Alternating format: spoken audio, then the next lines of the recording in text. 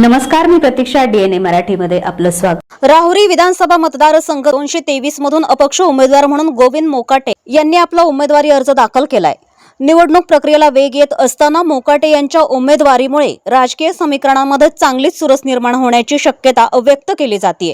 गोविंद मोकाटे यांनी जनतेच्या आग्रहावर मोठ्या शक्ती प्रदर्शन करत निवडणूक निर्णय अधिकाऱ्यांकडे अर्ज दाखल केलाय.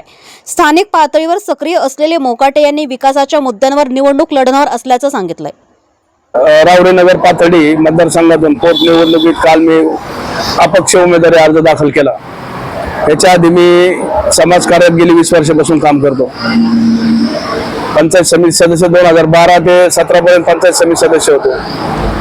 2017 ते 2008 पर्यंत माझी मुलगी जिल्हा परिषद सदस्य आणि कार्यकर्त्यांच्या आग्रहास्तव नगर पाथर्डी राहुरी मतदारसंघातील असंख्य कार्यकर्त्यांनी मला फोन करून फॉर्म भरायला भाग पाडले आणि मी काल उमेदवारी अर्ज दाखल केला.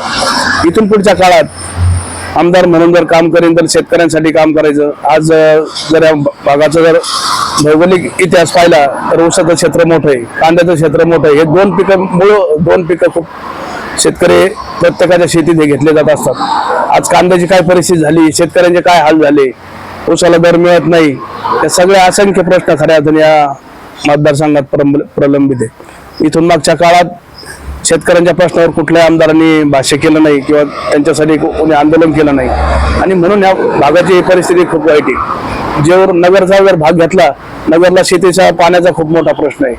मग त्या पाण्याला शेतीसाठी स्रोत निर्माण करायचं खऱ्याचं माझं उद्दिष्ट राहील. शेतीसाठी कडून कुकडीसारखी एखादी योजना या भागाला आणता येईल का, या भागाच्या शेतकऱ्यांसाठी काही मदत करता येईल का. आणि मी जर आमदार झालो तर या भागाचा पाण्याचा प्रश्न खऱ्या अर्थाने मी पहिल्यांदा सोडवीन आणि सोडायचा माझा प्रयत्न राहील. पाथर्डी भागात बी अशीच परिस्थिती आहे. वांबोरी चारीचं पाणी काही भागात जातं, काही भागात जात नाही. सेकंड फेजचं काम धीम्या रीतीने चालू आहे. तर त्या सेकंड फेजला स्पीड मध्ये कसं करता येईल ते माझ्या पुढे एक प्रश्न असेल. आणि गेल्या राहुरी भागात ऊसाच्या दराचा खूप मोठा अभाव खऱ्या अर्थाने या भागात आहे. ऊसाला जास्त दर मिळत नाही. सराउंडिंग जर विचार केला तर बाकीच्या कारखान्यापेक्षा राहुरीतल्या लोकांना दर कमी मिळतो. त्या दरासाठी चांगल्या कारखान्याला कसा ऊस देता येईल असा एक प्रयत्न राहील. इथून मागच्या काळात निवडणुका लढवण्यात गेला. आता जर वातावरण म्हणलं तर हिंदुत्वाचा मुद्दा एक उफाळीला आलाय. हिंदुत्वाचा मुद्दा हे ढोंगी हिंदुत्व घेऊन काही लोक खऱ्या अर्थाने या भागात प्रचार करतात. आज जर हिंदू म्हणून स्वतःला म्हणून घेतात तर माझ्या मुलीला मोक्यासारख्या गंभीर गुन्ह्यात अडकवण्याचा प्रयत्न केला, माझ्या मुलीला जेलमध्ये घालण्याचा प्रयत्न केला. या सगळ्या याला सामोरं जात असताना आम्ही काय हिंदू नाही का? खऱ्या अर्थाने जे हिंदूचं ढोंग घेऊन वस्त्र घेऊन पांघरून जे पळतात समाजात त्यांच्यापेक्षा आम्ही कट्टर हिंदू आहोत. आता हे काही कोणाला शब्दपीठ घ्यायची गरज नाही. आम्ही हिंदू धर्मात जन्माला आलो, आम्ही हिंदू आहोत. पण यांनी जे ढोंग घेतलेलं आहे खोटं हिंदुत्व, हिंदूच्या लोकांना त्रास द्यायचं काम भूमिका यांनी घेतली. ज्यावेळेस माझ्या मुलीला जेलमध्ये घातलं त्यावेळेस यांना हिंदुत्व दिसलं नाही. ज्यावेळेस माझी मुलगी जेलमध्ये गेली त्यावेळेस यांच्या घरात हसू चाललं होतं, यांच्या घरात आनंद फटाकडे वाढत होते. आणि आज लोक पुढे रडून सांगतात की बाबा साहेब असते तर असं झालं असतं, साहेब असते तसं झालं तर. किती लोकांना गेली 25-30 वर्षात त्रास दिलाय या आता जनता येत्या निवडणुकीच्या काळात तुम्हाला ठरवेल. या निवडणुकीच्या काळात कळेल तुम्हाला किती लोकांना त्रास दिलाय. त्याच्यामुळे लोक दुसऱ्या उमेदवाराला, भाजपच्या उमेदवाराला लोक मतदान करणार नाहीत. माझ्यासारख्या माणसाला पाथर्डीत झालं, नगर झालं, असंख्य कार्यकर्त्यांनी 10-15 दिवसापासून फोन करून मला बेजार केला आणि फॉर्म भरायला काल भाग पाडलं. म्हणून मी काल कार्यकर्त्याच्या आग्रहास्तव फॉर्म भरला. आज दुसरा एक प्रश्न आहे का, तरुण मुलांना या हिंदुत्वाच्या नावाखाली अडकवलं जातं. त्यांचा रोजगार, त्यांच्या नोकरीचा प्रश्न, व्यवसायाचा प्रश्न याच्यावर कोणी बोलायला तयार नाही. आज एवढी बेरोजगारी झाली, मुलांचे लग्न सुद्धा होत नाहीत, आज नोकरीला नाही. आज जिल्हा बँकेसारखा विषय झाला, जिल्हा बँकेत भरती झाली, 20 ते 25 लाख रुपये एका पोराकडून घेतले गेले आणि फक्त लग्न होत नाही म्हणून त्या लोकांना तिथं नोकरीला आईबापांनी लावलं.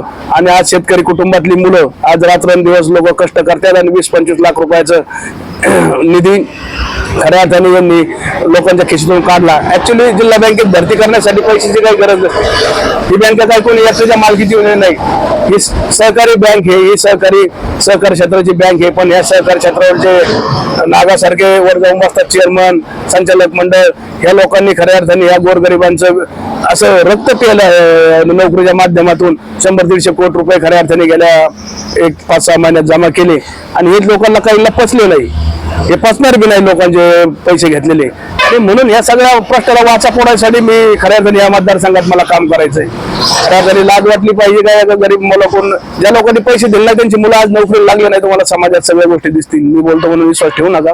पण जे लोक नोकरी लागले नाही, कॅपेबल हुशार पोरं मागे राहिली, पैशावाले लोक पुढे गेले, असं एक दरी खऱ्या अर्थाने जिल्हा बँकेच्या हे लोक मत मागायच्या टायमाला लोकांच्या पाया पडतात, पण एकदा निवडून आले का 5 वर्ष लोकांना पाया पडायला लावतात आणि लोकांना दहशतीसारखं वातावरण, गुंडागर्दी.